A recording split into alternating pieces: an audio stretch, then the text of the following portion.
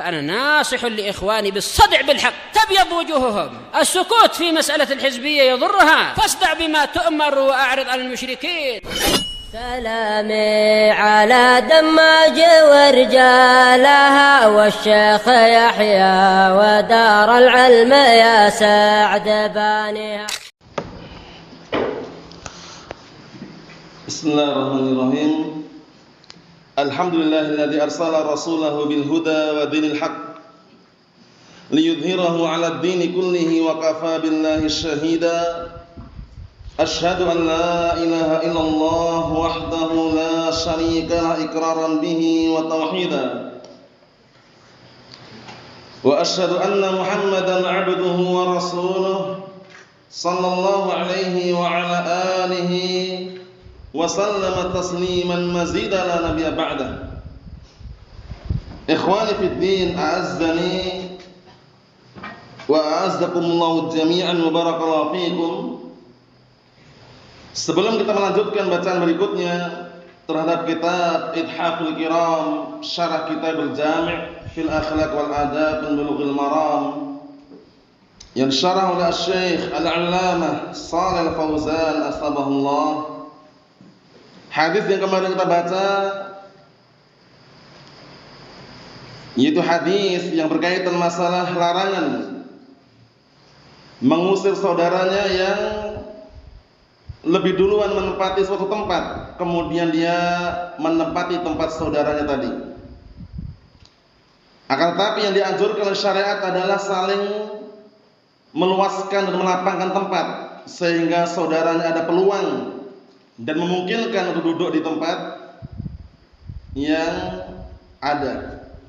Adapun mengusir dengan cara mengusir saudaranya dari tempat tersebut kemudian mengambil alih tempat duduknya, maka itu adalah haram.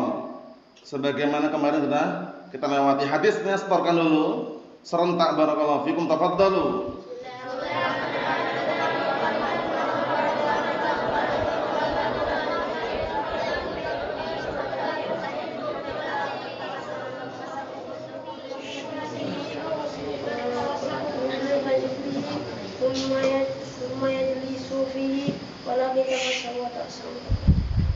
Na'am, ahsantum, barakallahu fiik, a'anakumullah. Kita lanjutkan yang berikutnya, yaitu hadis yang ke-6, termasuk adab di dalam makan. Di antara adabnya adalah disunnahkan untuk menjilati jari jemari dan juga nampan atau piring yang dipakai untuk makan tadi. Hal ini tentunya ketika makannya dengan jari. Adapun kalau makan dengan sendok atau yang semisalnya dan memungkinkan membersihkan sendok tersebut, enggak masalah. Nampan tadi, piring yang bekas isi makanan, sebelum dia cuci, dianjurkan untuk menjilati terlebih dahulu. Mungkin dengan cara pakai jarinya, kemudian dia menjilati tangannya atau menjilati jarinya tadi ya. Barakallahu fikum. Di sini ada dua cara. Pertama, menjilati sendiri atau menjilatkannya. Menjilati sendiri sangat memungkinkan. Adapun menjilatkannya, lihat orangnya siapa yang mau. Paham ya? Karena kalau nggak setiap orang mau kan, nanti sebutkan mungkin dia adalah istrinya, atau anaknya, atau budaknya, paham ya?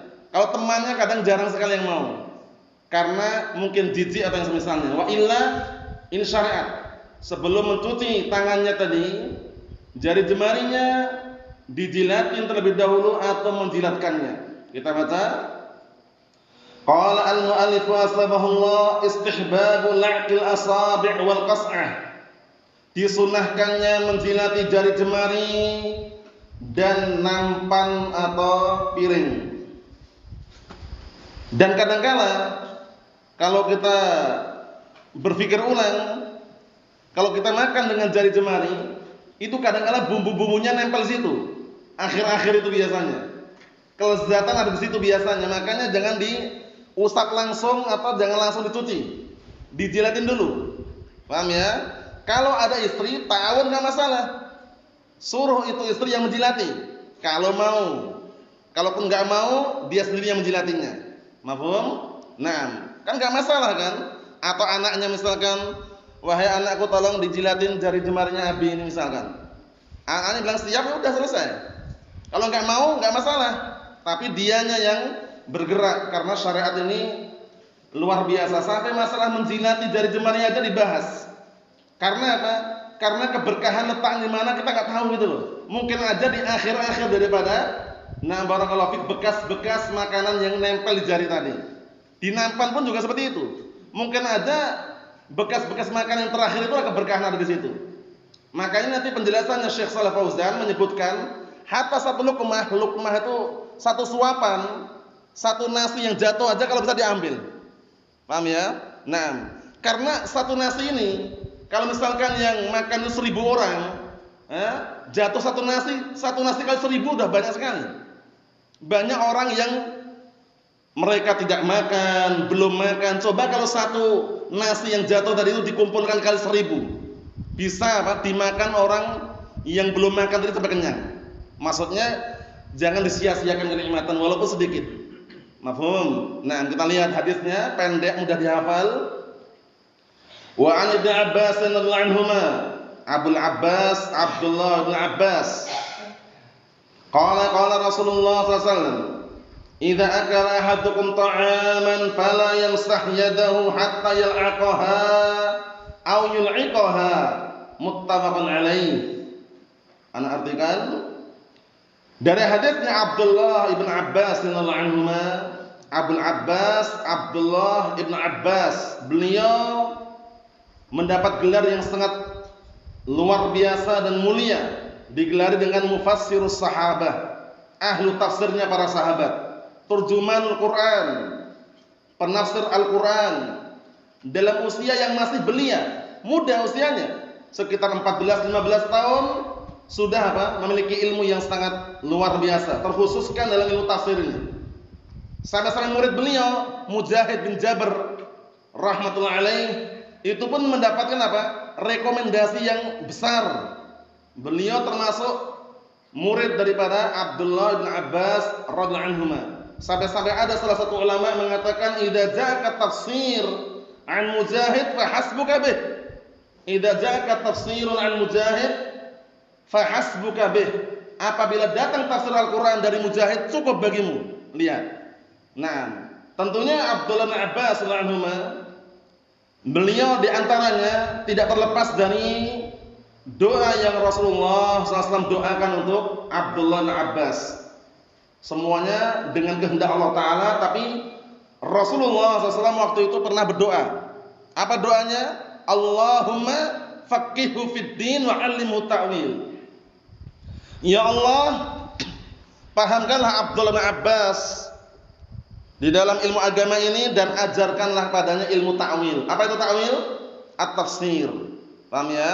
Jadi memang doa yang Rasulullah SAW waktu itu berikan kepada Abdullah bin Abbas radhiyallahu anhu, Allah Ta'ala kabulkan.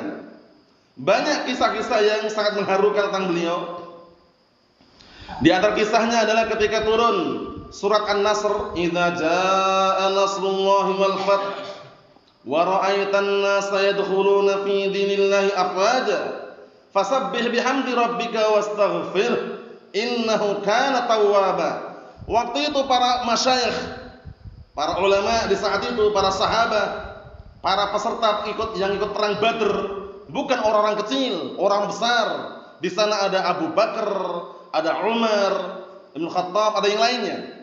Ketika mendengar ayat tadi, mereka masih berbincang-bincang. Ini ayat ini berkaitan masalah apa?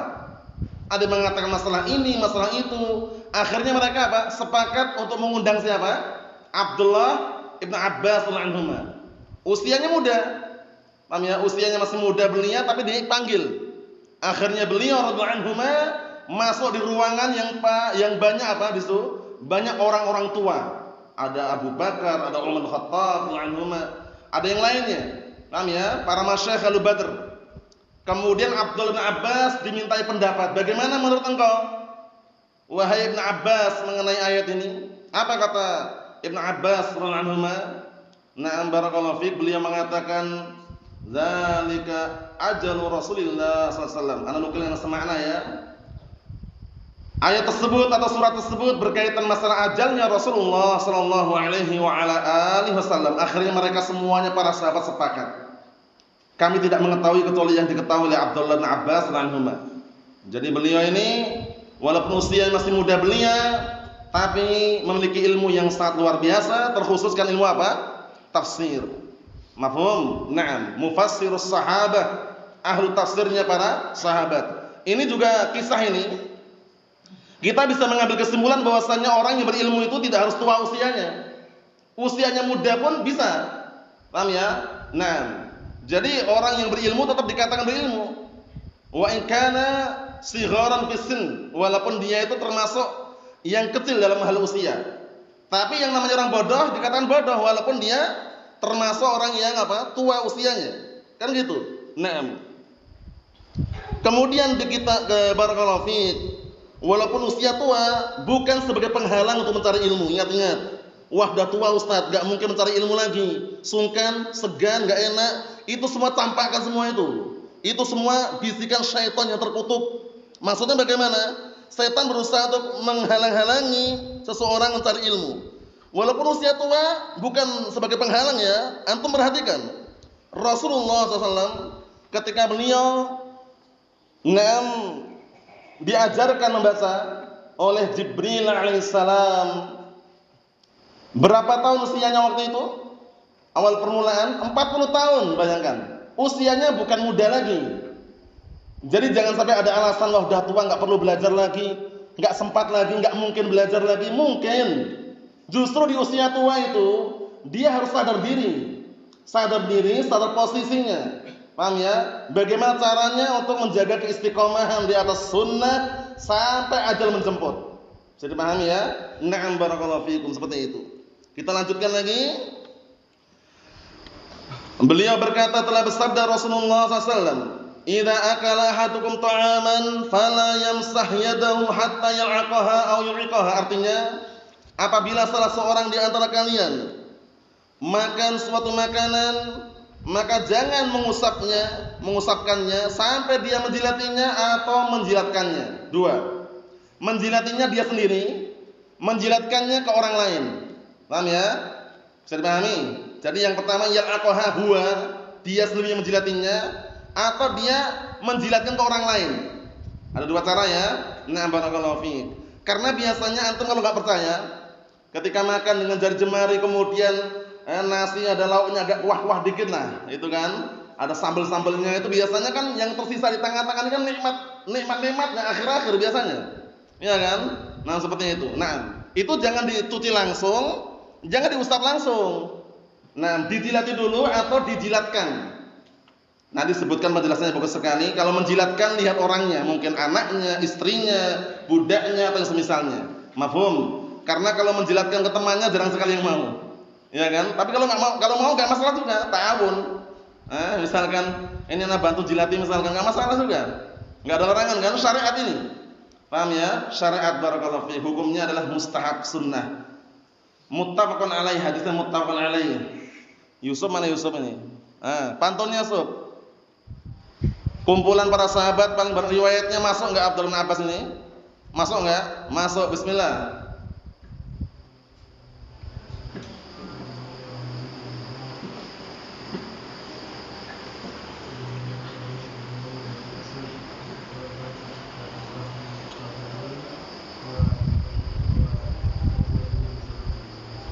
Naam, antum hafal ya? Belum dihafalkan nanti ya? Ahmad hafal belum? Sudah, bismillah.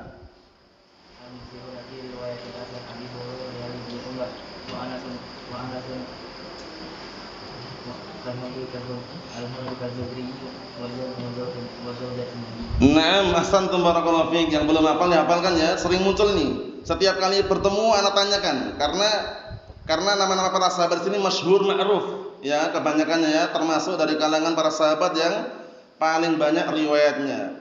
Ana ulangi lagi yang belum dapat didapatkan. Wal muksiruna fi riwayatil athar. Abu Hurairah tanya Ibnu Umar, wa Anasun wal habru, ada yang mengatakan wal bahru artinya sama, julukan aja, gelar. Wal habru kal khudriyi wa Jabirun wa zaujatun nabiyyi. Itu ya, itu para sahabat yang paling banyak riwayatnya. Qala Asy-Syaikh Shalal Fauzan tsabahullah, hadza fi adabil akl wasyarab.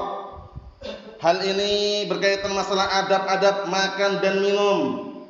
Min adabil akl, termasuk adab-adab makan, annal insana yabda'u bi bismillah. Masyaallah, ditambahkan lagi faedah ini. Wa yaqulu bi yaminih wa yaqulu mimma yalih. Ini hadisnya nanti juga sering antum dengar nanti. Ana artikan dulu. Termasuk adab-adab makan adalah seseorang itu hendaknya mengawali dengan bismillah. Enggak perlu antum tambahkan ar-Rahman Rahim. Cukup bismillah. Bismillah cukup. Karena apa? Tasmiyah, samillah, tasmiyah, bismillah. Paham ya? Kalau basmalah baru bismillahirrahmanirrahim. Tapi kalau antum mau minum misalkan, cukup bismillah minum. Enggak perlu bismillahirrahmanirrahim, walaupun boleh-boleh. Paham ya? Cuman mencukupkan dengan bismillah tadi, itulah yang sesuai dengan dalil. Bisa dipahami ya? Mau makan bismillah, mau minum bismillah. Bisa dipahami? Kemudian makan dengan tangan kiri atau kanan? Wa ya'kul bi yaminih, tangan kanan. Fenomena yang terjadi biasanya orang-orang awam yang jauh dari ilmu, yang mereka kadang sudah paham juga cuma menyepelekan dalil, bermudah-mudahan kadang-kala kanan kiri main mereka. Ya kan? Nah, yang kanan megang bakwan, yang kiri megang apa? Cabe. Ya kan? Santai aja dia, padahal sama aja. Walaupun cabe yang dia makan kiri enggak boleh. Itu cabe taruh dulu. Makan pakai tangan kanan. Kalau bisa digabung dua bagus, cabai sama bakwannya langsungan itu. Paham ya? Tapi kanan. Kalau enggak gitu kadang yang kiri megang teh ya kan, atau kopi gitu kan. Kanan megang apa? Bakwan atau semisalnya. Itu keliru juga. Itu teh atau kopi ditaruh dulu. Makan dulu, setelah itu baru minum, ambil tangan kanan. Beratnya berapa kilo sih tangan kanan itu? Ya kan, enggak sampai 1 kilo kan. Nah, kok berat sekali ngangkat karena kurang sadar. Kadang-kala menyepelekan, meremehkan. Kalau dia sadar diri, itu bahaya loh ya. Makan dengan tangan kiri itu bagaikan setan. Bukan wajahnya wajah setan, bukan. Tapi perilakunya seperti perilaku setan. Nanti ada hadisnya nanti. Fa inna syaitan ya'kulu bisimalihi wa yashrabu bisimalihi. Karena setan makan dan minum dengan tangan kiri. Kita dianjurkan makan dan minum dengan tangan kanan. Ini hukum asal ya. Selama masih mampu, makan pakai tangan kanan, minum pakai tangan kanan. Nah, kita lihat. Wa ya'kul mimma yali, dan makan hidangan yang ada di hadapannya. Ini tentunya berkaitan masalah makan berjamaah. Satu nampan 10 orang. Kalau di Yaman dulu seringnya gitu. Satu nampan itu 10 orang. Kalau di sini satu nampan berapa orang? Satu nampan, Ahmad. 5 orang. Nah, satu nampan 5 orang misalkan. Caranya ada trik yang sangat bagus sekali. Kalau lauknya itu bermacam-macam, taruh tengah lauknya. Jangan sampai lauknya bermacam-macam, ada yang di tempat di depan si fulan, si alan, akhirnya tangan harus nyebrang. Paham ya? Nanti disebutkan nanti. Paham ya? Maksudnya apa? Maksudnya itu agar sama-sama enaknya, sama-sama tidak sungkan, lauknya taruh tengah. Penyerbuan dari pinggir semua. Bertemu di tengah, itu bagus sekali. Tapi kalau tangan udah nyebrang gini udah. Paham ya? Nah, kadang-kala ada orang yang memang sengaja, dia sengaja udah biarin aja. Nah, maksudnya sengaja lauknya itu di depan dia gitu loh. Biar yang lainnya enggak bisa nyebrang, itu keliru juga. Dia harus paham, kasihan yang lain taruh tengah aja sudah. Kita lihat nanti. Jadi pada asalnya makan dari hidangan di depannya, hidangan yang paling dekat dengannya. Baru nanti ke tengah, penyerbuan berbarengan, gitu ya. Itu kalau bersamaan dan jamaah di sini. Idza kana ta'amu naw'an wahidan, jika makanan itu satu jenis. Paham ya? Nah, satu jenis, satu macam. Nah, barangkali dinampan misalkan. Nah, seperti itu pastikan diupayakan apa? Makanan hidangan di depannya, yang di depannya. Kalau berbeda jenis bagaimana? Ditaruh di tengah. Paham ya? Biar semuanya ngerasakan, ya kan? Nah, misalkan taruhlah 6 lauknya sayur, ya kan? Sama gorengan. Nah, ada sambal, terus sambalnya di depannya sepulan. Yang ini suka sambal juga, bingung kan akhirnya kan? Harus nyebrang tangannya, jangan dikasih nyebrang. Dia yang inisiatif taruh tengah biar sama-sama enak. Itu termasuk trik dalam apa? menjaga syariat ini biar sama-sama makan hidangan yang di depannya. Majunya bersamaan, penyerbuan barengan, ketemu di tengah. Paham ya? Setelah selesai dijilatin nampannya. Masya Allah, itu semuanya ternyata syariat yang sangat sangat terperinci. Perkara seperti itu aja dibahas gitu loh ya. Karena qala sallallahu alaihi wasallam li Umar ibn Abi Salamah. Ini hadisnya sangat masyhur ma'ruf, antum semuanya sering mendengar, ya upayakan bisa dihafal. Sebagaimana perkataan Rasulullah SAW dalam hadisnya kepada Umar bin Abi Salamah, wa kana ghulaman saghiran fi hijrin Nabi. Waktu itu Umar bin Abi Salamah ini adalah seorang anak kecil yang berada di asuhan Rasulullah SAW. Li'annahu sallallahu alaihi wasallam tazawwaja ummah. Karena waktu itu di samping beliau mengasuh, memangku, kemudian mendidik, dikarenakan Rasulullah SAW menikahi ibunya Ummu Salamah. Paham? Faqala lahu, kemudian Rasulullah mengatakan kepada Umar bin Abi Salamah, ya ghulam sammillah wa kul biyaminika wa kul mimma yalik. Wahai seorang anak, bacalah bismillah, bismillah. Enggak perlu bismillahirrahmanirrahim. Kadang kalau kita dengar orang-orang yang mungkin baru-baru ngaji atau mungkin kurang paham, ada bismillahirrahmanirrahim itu. Paham ya? Bismillah aja cukup. Tasmiyah namanya. Mafhum? Naam. Sammillaha wa kul biyaminika, dan makanlah dengan tangan kananmu. Tangan kiri dikasih sembunyi dulu, tangan kanan gunakan. Nah, ini juga termasuk pendidikan yang bagus. Walaupun anak kita masih kecil, diajarkan kepada mereka. Mereka kadang nggak paham, kalau anak kecil ya nggak paham, tapi dipahamkan, dikasih paham. Ini tangan kanan kalau makan, minum tangan kanan, tangan kiri jangan dipakai. Kalau misalnya kita lihat kok makan pakai tangan kiri, tegur. Jangan dibiasakan, karena kebiasaan itu kadang sulit diatasi, ya kan? Nah, seperti itu. Dikasih tahu, dinasihati, kalau makan pakai tangan kanan, minum pakai tangan kanan, biar terbiasa. Wa kul mimma yalik, lihat ini. Dan makanlah dari dari makanan yang paling dekat denganmu. Kalau misalkan bersamaan depannya persis itu. Paham ya? Nah, barakallahu fiik, seperti itu. Kemudian kalau kita perhatikan, ini kan kaitannya masalah menjilati jari jemari. Apakah haram, dilarang makan dengan sendok? Nah, para ulama telah menjelaskan itu termasuk perkara mubah. Perkara yang diperbolehkan, mau pakai sendok pun enggak masalah, enggak ada larangan. Paham ya? Nah, barakallahu fiik. Dulu pernah hizbiyun waktu itu, pernah diceritakan oleh Syekh Yahya waktu di Damas waktu itu, Syekh Muqbil Ibn Hadi Al-Wadi'i rahmatullahi alaih pernah dituduh beliau itu mengharamkan makan pakai sendok. Bayangkan itu. Nah, padahal beliau enggak pernah mengharamkan. Cuman menganjurkan kalau bisa pakai jari, pakai tangan maksudnya. Kemudian tersebar luas nih. Nah, di luar Syekh Muqbil mengharamkan makan pakai sendok. Nah, sampai ada artikel tulisan sebagian orang hizbiyun itu ya. Nah, intinya bantahan terhadap Syekh Muqbil yang mengharamkan makan pakai sendok. Tapi realita membuktikan beliau membolehkan, enggak ada larangan. Karena termasuk perkara mubah. Mafhum? Nah, kita lihat. Wa min adabil akil majaa fi hadzal hadis. Termasuk adab-adab makan sebagaimana datang dalam hadis ini, annahu idza faragha min at-ta'am yahmadillah azza wa jalla. Bahwasanya apabila dia telah selesai makan, memuji Allah Subhanahu wa taala, fayaqul alhamdulillah. Doa yang paling simpel nih. Simpelnya kalau mau makan bismillah, selesai makan alhamdulillah. Doa yang sempurna ada lagi, disebutkan oleh Syekh Muqbil Ibn Hadi Al-Wadi'i rahmatullahi alaih dalam kitab As-Sahih Musnad mimma laisa fi sahihain. Termasuk doa yang masyhur ma'ruf setelah makan apa?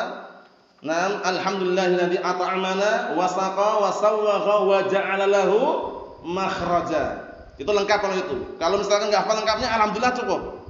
Kalau yang tadi itu alhamdulillah, segala puji milik Allah, zat yang telah memberikan makan kepada kami dan memberi minum kepada kami dan memberi kepuasan, kecukupan dalam makan tersebut dan memberikan jalan keluar. Wa ja'ala lahu makhraja, ada jalan keluarnya. Sekarang antum Yusuf, setiap kali makan kenyang ada jalan keluarnya enggak? Ayo, itu termasuk kenikmatan kita semuanya, iya kan? Kita semuanya kalau enggak ada jalan keluar, kemana coba? Zat-zat ampas-ampasnya itu kemana? Ya, kotoran-kotoran itu kan perlu jalan keluar kan? Itu kenikmatan. Coba kalau antum perhatikan orang sakit, maafan ya. Nah, kita nggak berharap cuman mempermisalkan. Misalkan dia sepekan nggak bisa buang air besar, coba bayangkan. Rasanya paling perut nggak enak, ya kan? Jalan keluarnya nggak ada, ya kan? Makanya doa tadi bagus sekali, wa ja'ala lahu makhraja. Zat yang telah menjadikan apa? Nah, jalan keluarnya untuk membuang kotoran tadi. Mafhum? Nah, dan jalan keluarnya pun Allah Ta'ala pilihkan yang terbaik, ya kan? Pada tempatnya. Tidak dibikin jalan keluar seperti ketika masukkan makanan, ya kan? Jalan keluarnya bawah, ya kan? Coba kalau Allah takdirkan jalan keluarnya sama, ya kan? Itu semua ada hikmahnya, barakallahu fiik, ada hikmahnya. Nah, yang tentunya barakallahu fiik, syahidnya di sini ketika kita habis makan, minum, alhamdulillah, minimalnya. Kalau yang sempurna tadi itu di antara doanya ya, alhamdulillahilladzi at'amana wa saqa wa sawwaqa wa ja'ala lahu makhraja. Hadisnya sahih, na'am. Tsumma yunazzifu yadahu min at-ta'am wa min athari at-ta'am. Kemudian dia membersihkan tangannya dari makanan dan sisa-sisa makanan. Tapi sebelum membersihkan, kalau dia makan pakai jari tadi, jari jemari, dijilati dulu. Paham ya? Dijilati terlebih dahulu. Jangan ada alasan jijik, enggak ada. Ini syariat. Paham ya? Orang mandang jijik biarin. Sedang makan di warung misalkan, makan di warteg misalkan, ya kan? Misalkan penjualnya lihat-lihat, biarin aja. Amalan sunnah kan, kita jilatin ya, bersihkan. Mafhum, baru nanti kita cuci atau kita usah pakai tisu atau yang semisalnya. Nah, mafhum? Nah. Kita lihat di sini. Wa dzalika bil'atiha bilisanih, yang demikian itu dengan cara menjilatinya dengan lisannya. Lisan itu kan lidah ya, orang menjilat dengan lidah kan. Nah, dijilati ma'ruf. Au an yul'iqaha khadimahu aw waladahu aw ahadan mimman lahu alaihi dallah. Masyaallah, lihat ini.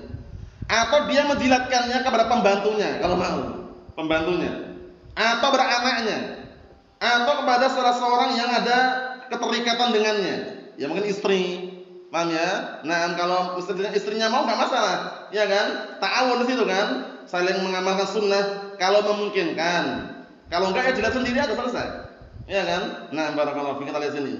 Wala yatruk baqaya ta'am wa tadhhab fil mazabil aw fil ghusl. Artinya jangan orang tadi meninggalkan sisa-sisa makanan kemudian hilang di tempat-tempat sampah atau tempat pencucian. Namanya ketika nyuci hilang, maksudnya bekas-bekas makanan tadi tidak dia bersihkan tapi dia buang itu secara tidak langsung. Nah, la yaghsil yadahu wa fiha baqaya ta'am tadhhabu ma'al ma' aw yamsahha bil mindil. Lihat ini. Hendaknya orang tadi jangan mencuci tangannya dalam keadaan di tangannya itu masih ada sisa-sisa makanan, ya kan? Kemudian hilang bersama air, atau dia langsung mengusapnya dengan mindil semacam sapu tangan ya, sapu tangan atau tisu atau yang semisalnya. Jangan, dijilati dulu. Nah, wa yatruk baqaya ta'am, ta'liq bil mindil. Akhirnya dia meninggalkan sisa makanan menggantung pada apa? Nempel atau menggantung pada sapu tangan tadi. Jangan, dijilatin dulu, setelah bersih cuci, baru diusap atau semisalnya. Li'anna hadza ihanatun lin ni'mah sahih. Ini pentingnya. Dikarenakan perbuatan ini merupakan bentuk penghinaan terhadap kenikmatan, menghinakan, merendahkan kenikmatan. Karena apa? Karena walaupun sedikit apapun, ya kan, yang nempel-nempel situ kan istilahnya kan sisa-sisa kenikmatan kan. Nah, kita bersihkan sekalian itu ya. Nah, seperti itu.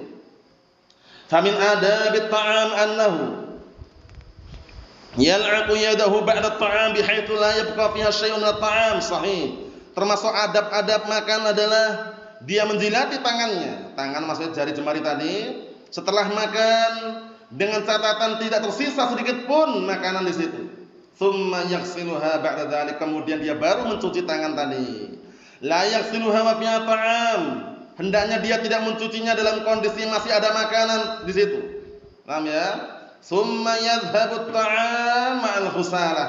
Kemudian makanan pun hilang, pergi bersama cucian tadi. Bisa dipahami? Nah, dijilatin terlebih dahulu. Wa rubbama yadhhab ila al-balu'ah wa ila qadurat. Allahumma musta'an.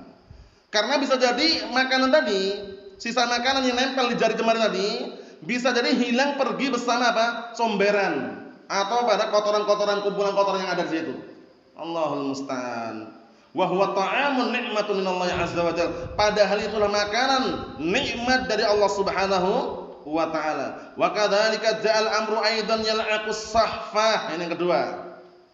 Seperti itu pula datang perintah untuk menjilati sahfah. Sahfah itu semacam nampan atau piring. Paham ya? Misalkan antum lagi makan ya kan, kemudian ada nasi, ada lauk, biasanya kan masih ada nempel di piring, ya kan? Atau nampan itu jilatin enggak masalah, jilat bersihkan aja. Paham ya? Jangan dicuci langsung, dijilatin. Karena kita enggak tahu juga keberkahan makanan tersebut terletak di mana. Bisa jadi di akhir itu. Paham ya? Nah, kemudian ketika makan, nasi yang berjatuhan diambil. Caranya tangan kiri ini boleh itu ta'awun. Tapi hanya menadahi saja. Afan, contohnya gini. Paham ya? Makan pakai tangan kanan, kiri hanya untuk menyangga. Kalau jatuh di kiri, ambil. Ini termasuk trik yang orang Yaman kadang kagum. Ini terus terang aja, bukan hoax ini ya. Anda nyaksikan langsung. Yang menakan Yaman mungkin tahu juga. Orang Yaman itu ketika lihat orang Indonesia makan dengan cara seperti ini, mereka kagum. Ini untuk apa katanya ini, yang kiri ini. Ternyata ada fungsinya, mereka nggak tahu awal mulanya. Kenapa setiap kali makan oke tangannya? Ternyata setelah mereka tahu, oh ternyata Masya Allah Indonesia katanya. Kenapa? Karena nasinya jatuhnya di tangan ini, masih bersih, kita tumpah ke kanan, kita makan.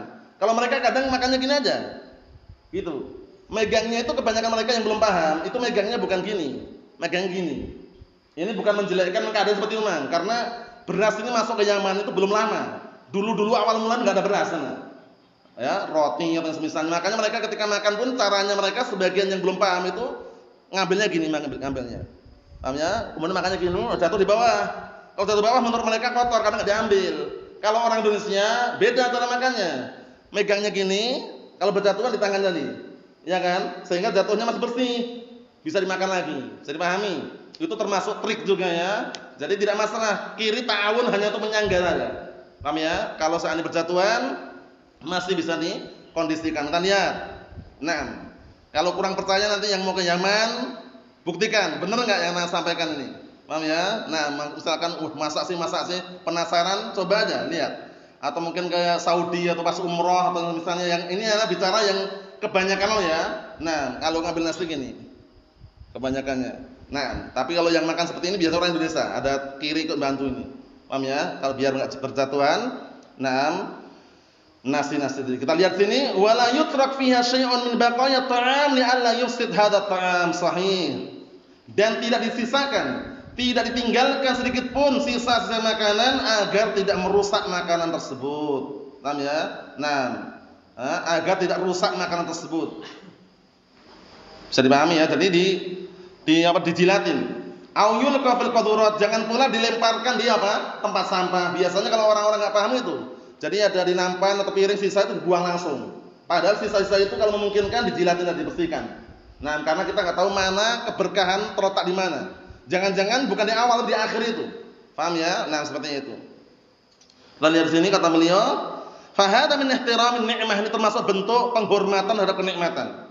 Bal hatta idza saqatat luqmatuhu, ya ini. Bahkan kalau seandainya berjatuhan luqmah, suapan tadi jatuh, fa inna nabiyya sallallahu alaihi wasallam amarahu an ya'khudhaha wa an yumita ma 'alaiha min al-'adha wa an ya'kulaha. Masyaallah, lihat. Sampai suapan jatuh itu dibahas, bayangkan itu. Ini kalau bukan syariat Islam, syariat mana lagi? Di agama-agama selain Islam mungkin enggak dibahas ini, jatuh selesai. Ya kan? Ternyata dalam syariat Islam lihat. Sampai-sampai Rasulullah SAW merintahkan kalau ada suapan yang jatuh diperintahkan mengambilnya. Kemudian an yumita ma 'alaiha min al-'adha, membersihkan yang kotor, dibersihkan. Paham ya? Nah, kemudian dia makannya. Lihat itu.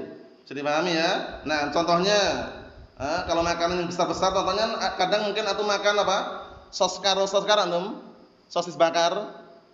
Jatuh misalkan. Ambil yang dibuang, kalau masih memungkinkan diambil, bersihkan, makan lagi sisanya. Itu contoh aja. Paham ya? Nah, kalaupun bukan itu ya mungkin makan nasinya jatuh bawahnya masih bersih diambil. Jangan dibuang-buang. Nah, kita lihat sini.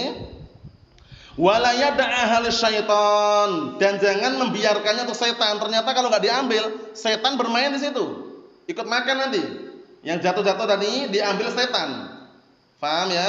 Ini berarti syariat yang sangat mulia, perkara seperti ini pun dibahas Dalam riwayat yang lain sebutkan di bawah itu ada catatan kaki, hadis Jabir bin Abdullah radhiyallahu anhuma, Rasulullah SAW ketika merintahkan untuk menjilati jari jemari dan juga nampan, beliau mengatakan, innakum la tadruna fi ayyihi barakah. Ya kan? Dikarenakan kalian tidak tahu di mana letak keberkahannya. Bisa jadi keberkahannya di akhir-akhir tadi itu. Ya kan? Yang nempel-nempel di jari jemari tadi. Atau mungkin bekas-bekas sambal atau misalnya itu ya, bekas-bekas lauk atau kuah-kuah itu, nah bisa jadi di situ. Karena kita nggak tahu, selesaikan sampai akhir dulu, kan gitu. Nah jangan langsung diusap pakai tisu atau kain yang semisalnya. Nah, kita lihat sini, hada kulluhu min ihtiramin ni'am wa min syukrin ni'am. Ini semuanya termasuk bentuk menghormati kenikmatan-kenikmatan dan bersyukur terhadap kenikmatan-kenikmatan, wa adami ihdarin ni'am, dan tidak menyia-nyiakan kenikmatan. Paham ya? Nanti disebutkan juga di bawah itu betapa banyak orang-orang yang masih kelaparan. Kelaparan enggak makan loh, bayangkan. Coba orang-orang yang makan nanti kalau nasinya taruhlah berjatuhan, satu orang jatuhkan satu nasi. Kemudian yang makan 1000 orang, ya, 1 kali 1000 udah 1000 nasi. 1000 nasi itu kalau dipakan satu orang yang kelaparan kenyang kan gitu. Maksudnya itu larinya ke sana. Jangan sampai dibuang-buang kemudian akhirnya apa? Banyak orang yang masih belum makan gitu loh, istilahnya gitu ya. Nah, barakallahu fiik. Kita lihat sini. Dikit lagi kata beliau, fahadil atimatu allati yusraf fi i'dadiha min babil mubahah wa min babil badh was saraf thumma tuhdar wa tulqa fi mujamma'atil qumamah, Allahul musta'an, au tulqa fi turab. Hadza min kufran ni'am. Kata beliau, kenikmatan-kenikmatan ini yang sudah diupayakan untuk apa? Dia persiapkan untuk mendapatkannya. Paham ya? Mendapatkan makanan tadi, ini termasuk bab apa? Nah, berbangga-bangga, sombong, menghambur-hamburkan harta, berlebihan. Nah, sudah mendapatkan kemudian apa? Makanan itu tuhdar disia-siakan. Kemudian tulqa dilemparkan fi mujama'atil kumam, tempat berkumpulnya sampah, di tong sampah misalkan, Allahul musta'an. Au tulqa fi turab, atau dilemparkan ke tanah. Hadza min kufran ni'am, ini termasuk bentuk kekufuran terhadap nikmat. Jadi anak kita nasihati, kadang-kala anak kita makan enggak habis dibuang kan. Kalau masih memungkinkan kita makan, kita yang makan, ya kan? Jangan dibiarkan suka buang-buang makanan. Karena kalau sampai terbiasa, itu makanan yang seharusnya masih bisa dimakan dibuang sama dia. Mas walaupun kecil dinasihati. Nah, apalagi besar. Misalkan makan pisang belum habis dibuang misalkan. Iya kan, eman-eman kan? Nah, maksudnya kalau taruhlah dia enggak mau atau enggak bisa menghabiskan, kasih keluarganya, kasih yang lain. Mungkin yang lainnya suka atau yang semisalnya. Kita lihat sini. Wa hunaka akbidun za'i'atun bihaja ilal luqmatil 'aish. Lihat, di sana itu masih banyak hati-hati, perut-perut yang lapar. Masih banyak perut-perut yang lapar yang memerlukan apa? Suapan kehidupan, bayangkan itu. Satu orang menjatuhkan 5 butir nasi, satu orang ya, yang makan 1000. Berarti udah berapa itu? Matematika ini. Antum siapa nama antum? Siapa? Siapa namanya? Nizar. Nah, Nizar. Apa? Kalau satu orang menjatuhkan 5 butir nasi, yang makan 1000 orang. Kalau dikumpulkan ada berapa butir nasi itu?